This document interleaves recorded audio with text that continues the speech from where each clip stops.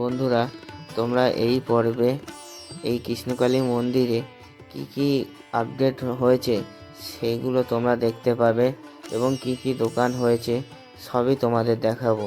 তোমরা শুধু ভিডিওটা দেখতে থাকো।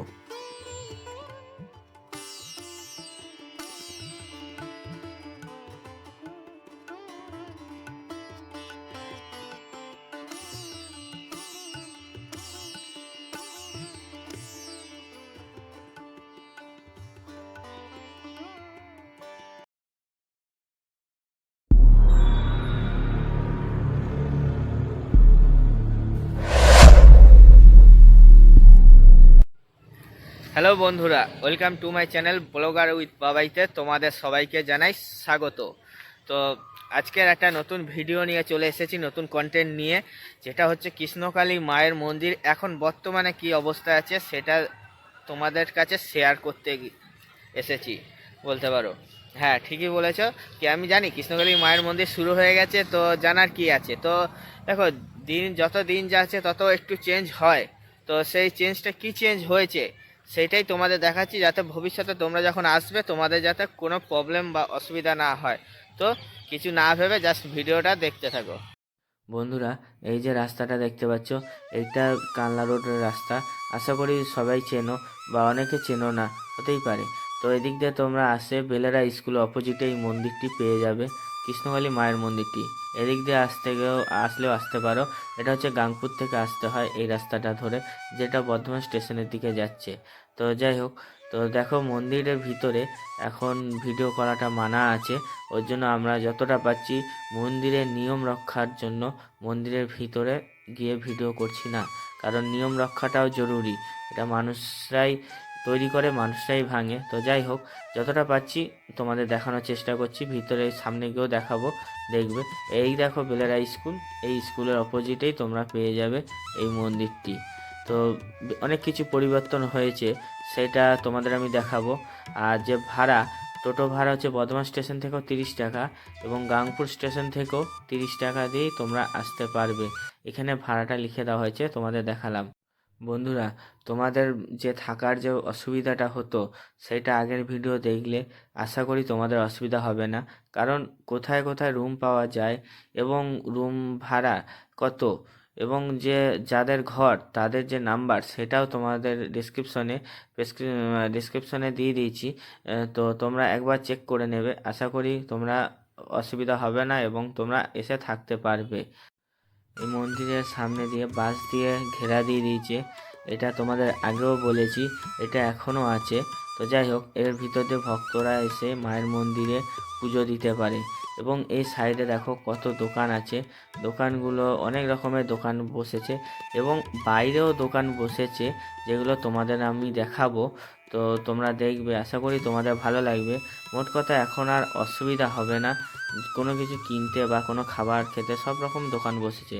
তো দেখো টোটোর সংখ্যাও বেড়েছে এখন। তো আগে যেরকম টোটোর অসুবিধা হতো সেটা এখন তোমরা পাবে না। তো চলো বাইরের দিকটাও তোমাদের দেখাচ্ছি, বাইরে কত দোকান বসেছে তোমরা জাস্ট দেখবে। আশা করি তোমাদের ভালো লাগবে। তো এই যে দোকানগুলো দেখতে পাচ্ছ, এই দোকানের মধ্যেও তোমরা রুম ভাড়া রুম ভাড়া তোমরা নিতে পারো, কারণ এদের কাছে নাম্বার থাকে এবং যোগাযোগ থাকে। অথবা তোমরা আমার আগের ভিডিও ডেসক্রিপশনেও নিতে পারো, সেটা তোমাদের আমি বলে দিয়েছি। তো এই হচ্ছে দোকান, এবং আরও অনেক দোকান বসতে চলেছে, তোমাদের আর অসুবিধা হবে না। এখানে সব রকম ফেসিলিটি তোমরা পেয়ে যাবে। তো চলো, তোমাদের মন্দিরের ভিতরটা তো তোমাদের দেখাতে পারবো না, তো বাইরেটাই তোমাদের দেখাচ্ছি। কারণ তোমাদের আগেই বলেছি যে মন্দিরের ভিতরে ফটো করা নিষেধ আছে। তো মোট কথা তোমাদের দেখানো আরেকটা উদ্দেশ্য, যে তোমরা আসতে পারো এবং তোমরা এসে পুজো দিতে পারো। তোমরা পুরো ভিডিওটা দয়া করে দেখবে, আশা করি তোমাদের একটু হলেও হেল্প হবে। কারণ এই মায়ের মন্দিরে কিছু না কিছু আপডেট হয়, যেটা তোমাদের সামনে তুলে ধরার চেষ্টা করি, যাতে তোমরা আসলে কোনো রকম অসুবিধা না হয়। তোমাদের বলেছিলাম যতটা পারবো তোমাদের দেখাবো মন্দিরটা, সেটার জন্য তোমাদের দেখাচ্ছি। এই মাঝখানটা দোকানগুলোর আগে দাঁড়িয়ে আছি। যাই হোক, সামনে বারণ আছে, ওর জন্য সামনে যেতে পারবো না। তো এটা হচ্ছে মাঠ, তোমরা চেনো সবাই। তো তবে একটা বলবো যে মায়ের মন্দিরের যে বাথরুমগুলো হতে যাচ্ছিলো সেগুলো অনেকটাই এগিয়ে এসেছে। আশা করি আর বেশি দিন তোমাদের ওয়েট করতে হবে না সব রকম ফেসিলিটি পাওয়ার জন্য। তো এই দেখো মায়ের মন্দির দেখতেই পেলে। আর এখানে দেখো দোকান, এখানে এই দোকানগুলো দিয়ে তোমরা নিতে পারো জিনিস, মানে মায়ের ভোগের জিনিস যেগুলো তোমরা পুজো দেবে মাকে। আর এই রাস্তা দিয়ে, যেটা তোমাদের প্রতিবারই দেখাচ্ছি, এই রাস্তা দিয়ে তোমরা আসতে পারো মায়ের মন্দিরের দিকে। এবং টোটো স্ট্যান্ড তো দেখেছো, মানে এক কথায় বলতে পারো সব রকম ফেসিলিটি এখন এখানে অ্যাভেলেবেল আছে। আশা করি তোমরা যারা দূর থেকে আসবে তাদের কোনো অসুবিধা হবে না, কিছু বাইরে দিয়ে জিনিস কিনতে হবে না।